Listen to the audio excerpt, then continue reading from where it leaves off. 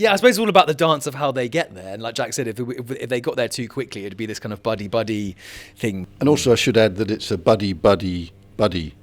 That's right, is that three? Yeah. Because It's a threesome. There's a threesome, so to speak. Who is the father of Batman? Ooh. No, go gosh. Yeah, you mean Martha, don't But that's, exactly, Martha. Thank you.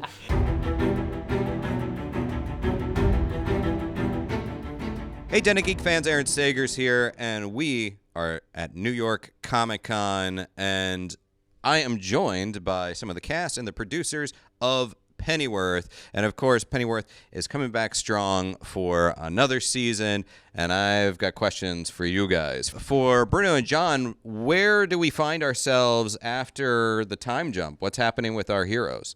Well, it's 5 years on from the events of season 2, which I was not involved in, which I watched as a viewer and I loved. We're deep in swinging London in the psychedelia of the late 60s, early 70s. Thomas and Martha now have a 5-year-old daughter, Samantha, who's cute as a button.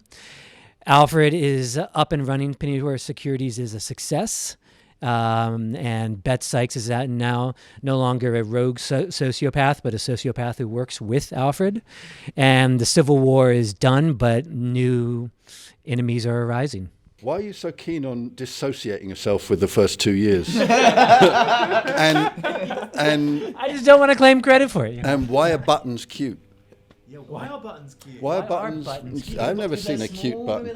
Right. But cute. lots of things are small. Why are buttons cute? That is a good question, but that's not my question for you, Bruno. Actually, my question is, obviously we have a new name, a new home, HBO Max. How does that kind of alter the dynamic of the show, of this season, and what can fans expect from as a result of this new home, new name? New home, I'll start with, puts you on your mettle. I mean, HBO is kind of the Madison Square Garden of platforms. Or historically it always has been. So it's like moving to a new team. It's energizing and exciting and fun, and it's sort of everyone knows they have to give their best game. And the title is self-explanatory, really. I daresn't say it out loud because I'll get it mixed up. I know I say the origins of Botmon's Butler. That's impressively good. But yeah, it's hard to get it wrong when you're 20 years. I would have said the wrong tune. It's not entirely fresh start, but it's a fresh start for us, so it seemed right. Jack and then Ben, talk to me a little bit about some of the favorite moments this season, as much as you can say about the interactions between Thomas and Alfred. Well, Thomas is constantly asking to be Alfred's friend, and Alfred's sort of like, I'm not sure, constantly. But I think the thing is, from the very beginning, it's about these two coming together and about us learning about how Alfred came to be a servant for the Wayne family. So if we get to that too quickly, we're done. So we need to sort of long it out. So that's what we're doing. But I think, we have some interactions quite early on, really, don't we? You come to me for some work. Yeah, I suppose it's all about the dance of how they get there. And like Jack said, if they got there too quickly, it'd be this kind of buddy thing. But in this season, there still exists this kind of strange tension between them. I suppose the first 2 seasons, Thomas is always trying to, as an asset, trying to get Alfred to work for him for the CIA, and Alfred is resistant to that. So there's still this element of kind of slight distrust when, Thomas again this season comes to him for much more personal matters, which I think is the beginning, the kernel of like their personal relationship developing more, because Thomas gets himself in a spot of bother, and he really needs Alfred in season 3. And also I should add that it's a buddy. That's right, is that 3? Yeah. Because it's a threesome. There's a threesome, so to speak. Who is the father of Batman? Ooh. Gosh. Yeah, you mean Martha, don't you? But that's, exactly, Martha. Thank you. And that's what makes it interesting is in many ways, Martha and Alfie are more kindred spirits than these two. And we're actually working together. Yeah.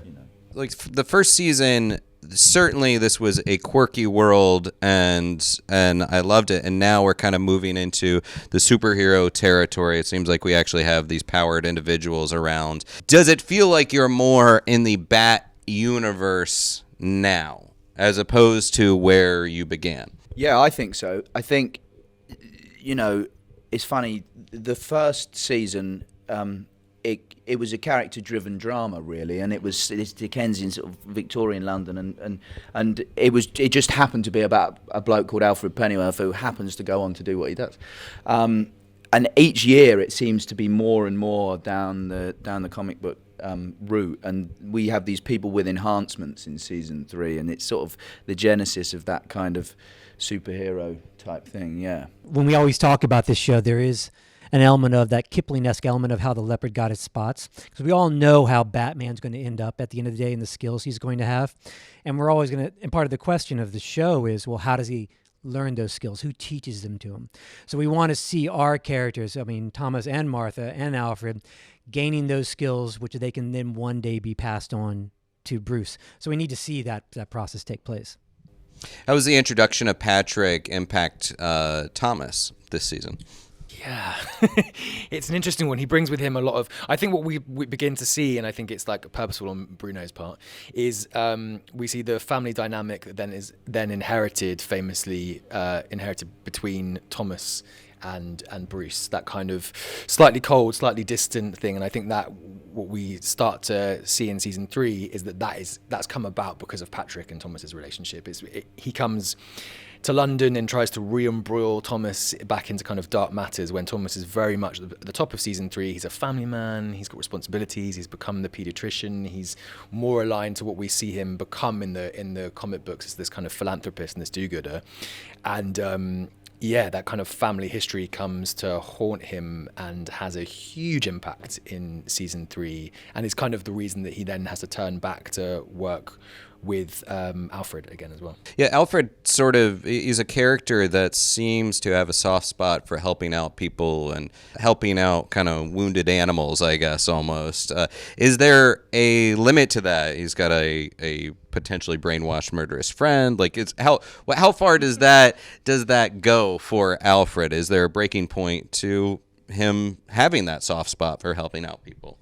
I think helping people is obviously a wonderful thing to do, but sometimes you've got to look after yourself. It's not a renewable source of energy. It runs out, especially if it's not coming back at you. But I think he has his moments. He's focused on money. He does. Good people do bad things, and vice versa. And I think this season that comes into question for him. Yeah, how much is he capable of giving? Mm-hmm. But then there's great stuff. People keep you in check. Family is a big theme in this season, and Mrs. Pennyworth keeps him in check. There's a great scene where Alfred's about to do something very bad, and he's in the house, and Mrs. Pennyworth overhears. And I remember Dot, who plays Mrs. Pennyworth, saying, "I feel like there should be a line or something. I should have a line." And I said, "You don't need a line. The way you just looked at me, everybody's been looked at by their mother in that way, and you just immediately know that you have to do the right thing, the honourable thing, right. Because you can't upset your mum." I need to talk about Virginia Devereaux. Okay. As far as the introduction of her, what was sort of the genesis of that introduction? Like, who said, okay, this is a character we're going to bring along, and why? Well, we knew we wanted the CIA to be a nefarious presence in the season, but it have to have a personal connection to our characters. And we wanted the Wayne Corporation to be this burden that Thomas had fled that one day was going to land heavily on Bruce. So to personify that, we said, okay, we'll have Virginia be the person who's connected and locked in to the Wayne Pharmaceuticals and the Wayne weapons programs. And we felt like she could be someone who could presage all the things that are going to come down the line where the government was going to get involved in creating people who have enhancements and have special powers. The world of Batman and the world of Pennyworth, it's delightfully weird and bizarre and surreal and odd. Can you tease out any exceptionally bizarre moments this season that fans can look forward to? It gets pretty weird, and there's going to be a kind of a strange Virginia Devereaux and Mrs. P, and they get embroiled together in a very strange story that will freak people out. Yeah. We almost get zombie apocalypse as well by the Yeah, end. you get zombie. It really apocalypse. goes. I mean, it's an insight into Bruno's mind. It really goes quite strange. There was a period when the transition from 60s to 70s, when all of that, the druggy world started taking over the world, where it seemed like, people were going mad. And this is really just an extension of that. It's the heightened DC version of what was really happening at that point in history, which kind of... One of the underlying themes of this season was last season was the dangers of authoritarianism, I suppose. This is about the dangers of too much liberty, too much freedom. By the end of the season, do the fans walk away with a sense of like, okay, this is the story of Alfred Pennyworth, and now we are officially in sort of the Batman realm? Or what's kind of the hope and the vibe that fans might take away from this? I think there's odd like zigs and zags. I think you get partway through the season and you might see Alfred using a grappling gun. And you're like, oh yeah, that's absolutely headed towards Batman. And then by the end of the season, I think you'll watch it and go, how the hell are they ever going to get to Batman from there?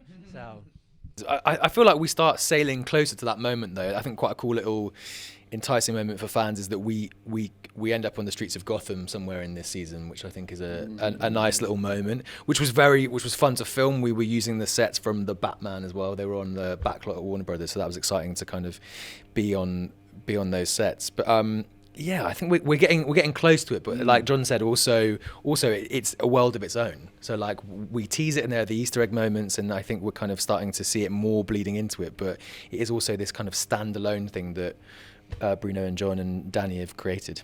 Right. Yeah, by the way, that was us that shut down the Batman for 2 weeks. We started that COVID. Oh yeah, we did. I think it's far enough gone now. Yeah, We're all very we can joke proud about of it, can't ourselves. we? It wasn't me. And there you have it. New name, new season, new home. Pennyworth, the cast here at New York Comic Con with Den of Geek. Thank you, guys.